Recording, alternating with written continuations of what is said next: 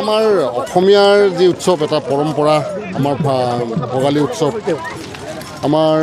আঘোণ মাহৰ পিছৰ পৰাই আপোনালোকে সকলোৱে জানে যে অসমীয়া আমাৰ গাঁওসমূহত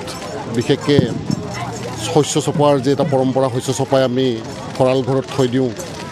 আৰু এইখিনি সময়ত আমাৰ ধনী দুখীয়া সকলোৰে আমাৰ যি এটা শস্য ধান বিভিন্ন ধৰণৰ আমাৰ শস্যবিলাক আমাৰ উভৈনদী হৈ পৰে আৰু তাৰ পিছতে আমি যি আমাৰ সকলোৰে এটা আনন্দ প্ৰকাশ কৰা এটা দিন ভোগালী উৎসৱ ভোগৰ উৎসৱ আৰু এইখিনি সময়ত আমি সকলোৱে মিলি গোটেই আমাৰ যি বংশৰ পৰিয়ালসমূহ সকলোৱে মিলি আমি এসাঁজ খোৱাৰ এটা ব্যৱস্থা কৰোঁ আৰু এইখিনি তাৰ পূৰ্বেই আমাৰ যি মকৰ সংক্ৰান্তিৰ দিনাখন আমি মেজি ঘৰ আমি প্ৰজ্বলন কৰি আমি সমাজৰ বিভিন্ন ধৰণৰ অপায় অমংগলসমূহ আমি দূৰ কৰাৰ কাৰণে এটা ভগৱানৰ ওচৰত প্ৰাৰ্থনা কৰোঁ যাতে আগন্তুক দিনবিলাক আমাৰ সকলোৰে বাবে ভাল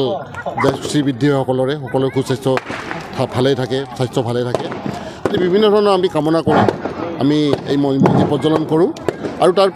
পৰৱৰ্তী সময়ত আমি ভোগৰ উৎসৱ ভোগালী আমি পালন কৰোঁ গতিকে এইখিনি আমি ক'ব লগা খুব ভাল লাগিছে আমাৰ দক্ষিণ মৈত্ৰামাৰী অঞ্চলৰ এই তালগুৰি অঞ্চলত যি ৰাইজৰ এটা পৰম্পৰা এটা গতিকে তেখেতক মই সকলোকে ধন্যবাদ জ্ঞাপন কৰিছোঁ আমাৰ আধুনিকতাৰ যি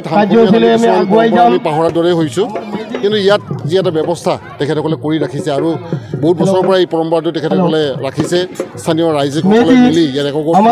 মেজি প্ৰজ্বলন কৰে গতিকে মই এই হিচাপতে সকলোকে অভিনন্দন তথা শুভেচ্ছা জ্ঞাপন কৰিছোঁ ধন্যবাদ আহি আমি আজি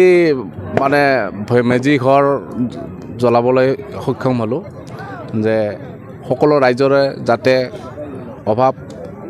দুৰ্গতি বিনাশ হয় তাৰ উদ্দেশ্যে আজি আমাৰ তালগুৰিবাসী ৰাইজে মেজি ঘৰ প্ৰজ্বলন কৰিলোঁ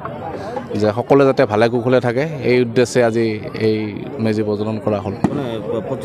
প্ৰজ্বলন কৰিলে আমাৰ ভাৰতীয় জনতা দলৰ উজ্জ্বলকান্তি ৰায়দেৱে তেখেতক আমি বিশেষভাৱে আমন্ত্ৰণ কৰি আনিছিলোঁ আৰু তেখেতৰ হতুৱাই আজি আমি এই প্ৰজ্বলন কৰা হ'ল